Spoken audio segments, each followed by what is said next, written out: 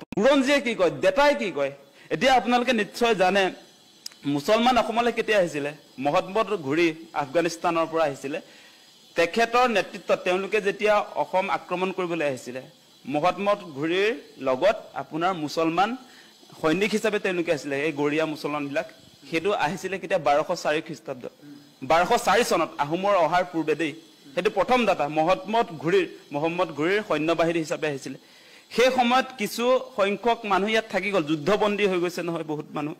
আৰু তেনেকে থাকি গল মিৰ্জুমলাৰ অসম আক্ৰমণৰ সময়তো আপোনালোকে জানে সেই কথা সেই সময়তো ইয়াতটো আহোম ৰজাইটো আপোনাৰ বন্দী কৰি ৰাখিলে আমাৰ যিসকল মুছলমান সৈনিক আহিছিলে মিৰ্জুমলাৰ লগত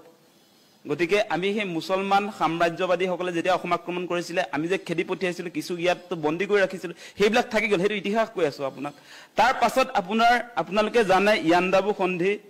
1826 চনত যেতিয়া সংঘটিত হল সেই সময়ছোৱাত ইয়াণ্ডাবু সন্ধি কাৰ লগত হৈছিলে মান আৰু আপোনাৰ ব্ৰিটিছৰ লগত আমাৰ লগত হোৱা নাছিলে সেই সময়ত আমাৰ 27 লাখ মান জনসংখ্যা আছিল অসমত 1826 চন মানত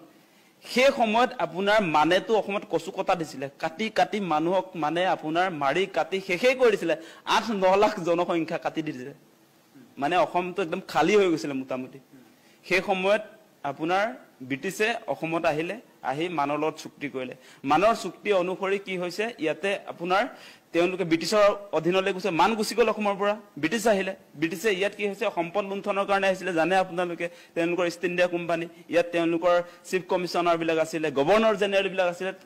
কমপ্লিটলি আপোনাৰ আহোম ৰাজত্বৰ পৰা আপোনাৰ ইষ্ট ইণ্ডিয়া কোম্পানীৰ হাতলৈ ব্ৰিটিছ চৰকাৰৰ হাতলৈ আমাৰ শাসনভাৰ গুছি গৈছিলে সেই সময়ছোৱাত আপোনালোকক মুছলমানে কেনেকে আমাৰ ইয়াত সোমাবলৈ পালে সেই কথাটো যদি চাই আপোনালোকে ডেটা যদি চাবলৈ যায় তথ্যই কয় যে ব্ৰিটিছৰ হাতলৈ যেতিয়া আমাৰ প্ৰশাসন যন্ত্ৰটো গুছি গল তেওঁলোকে যেতিয়া ইষ্ট ইণ্ডিয়া কোম্পানীৰ জৰিয়তে আমাৰ সম্পদ লুণ্ঠনৰ কাম কাজত আগবাঢ়িলে আপোনালোকে জানে সেই সময়ত ঝাৰখণ্ডৰ পৰা আৰু বিভিন্ন আমাৰ ভাৰতৰ ৰাজ্যৰ পৰা তেওঁলোকে প্ৰথম অৱস্থাত চাহ খেতিৰ কাৰণে আমাৰ চাহ জনগোষ্ঠীৰ লোকসকলক আনিলে সংখ্যাটো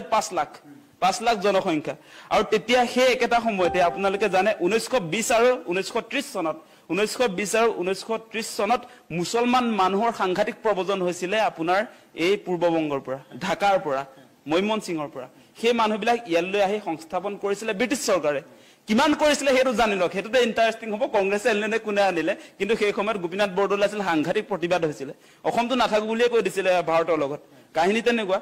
সেই সময়ত আপোনালোকক ডেটা দিছো এই 1920 চনৰ পৰা 1930 চনত সেই সময়ছোৱাত আপোনালোকে আমাৰ কটন কলেজৰ প্ৰতিষ্ঠাপক জানে নহয় আমাৰ কটন সাহাব যেতিয়া আপোনাৰ চিফ কমিশনাৰ আছিলে তেওঁৰ নেতৃত্বত অসমত এই 1920 পৰা 1930 চন এই 10 বছৰত 6,53,018 জন মুছলমান মানুহক মাটি পট্টা দিছিলে কোনটো চন 1920 পৰা 1930 এই 10 বছৰত মুছলমানক দিয়া হৈছিল মাটি পট্টা 6,53,018 জনক তাৰ বিপৰীতে হিন্দুক দিয়া দিছিলে কেৱল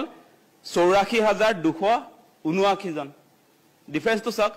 মুছলমানক কিমান দিলে 6,53,018 জন মুছলমানক ভূমি পট্টা কৰি দিলে ব্ৰিটিছ চৰকাৰে হেনৰি কটন সাহাব কটন কলেজৰ প্ৰতিষ্ঠাপক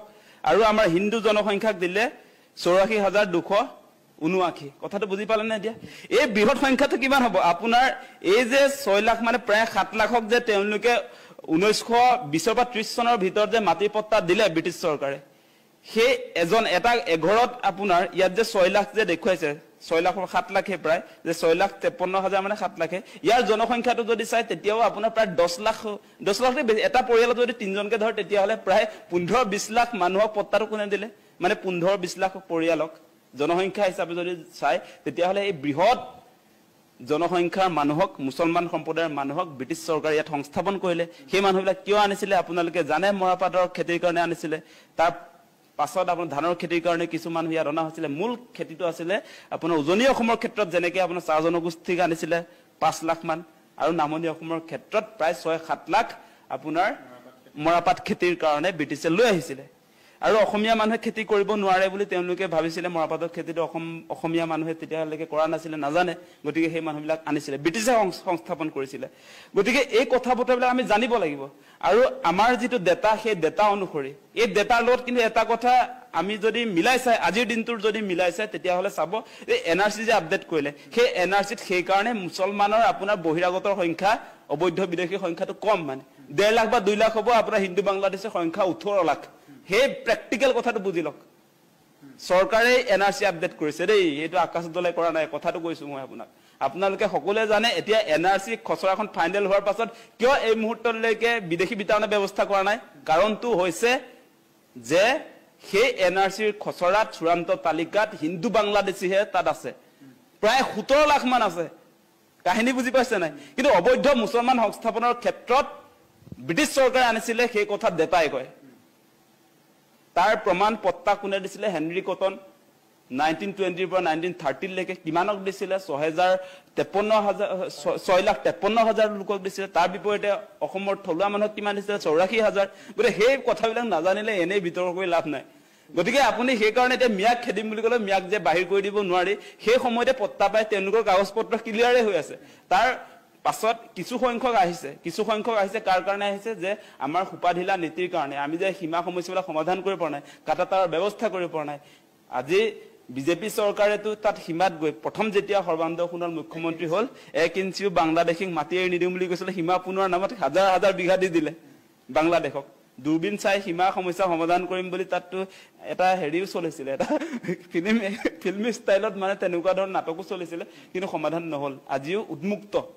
উন্মুক্ত হৈ আছে আজি ভাৰত বাংলা সীমাত মুঠৰ ওপৰত এই সংগ্ৰামখনে আচলতে কাৰোৰ লাভ নহলেও পলিটিক্যালি হিমন্ত বিশ্ব শৰ্মাক হিৰো কৰোৱা এটা সংগ্ৰাম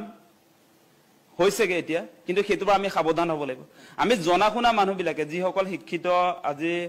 যুৱক যুৱতী আমি নেতৃত্ব দি আছো যিসকলে জাতীয় জনগোষ্ঠীয় সংগঠনক প্ৰতিনিধিত্ব কৰি আছে আমি আসলে ইতিহাসটো জানিব লাগিব আৰু এই ক্ষেত্ৰত আসলতে মেইন প্ৰেক্টিক্যালি আসলতে আমি কি কৰিব পাৰো সেই পৰ্যায়লৈকে যাব লাগিব আজি বড়ো মানুহবিলাক আজি কুচ ৰাজবংশী আমাৰ ট্ৰাইবেল মানুহবিলাক সেই মানুহবিলাকৰ ওচৰলৈ যদি মিয়াবিলাক আপুনি পঠিয়ায় তেতিয়াহ'লে সেই মানুহবিলাকে ল'ব নেকি সেই কথাটোতো নাই গতিকে সেই কাৰণে আমিও লক্ষ্য কৰিছো যে তাতো কুচ ৰাজবংশী ছাত্ৰ সন্থা বা আমি দেখিছো বিভিন্ন কুচ জনগোষ্ঠীৰ লিডাৰক দেখিছো তেওঁলোকে কৈছে আমি কি ডাষ্টবিন নেকি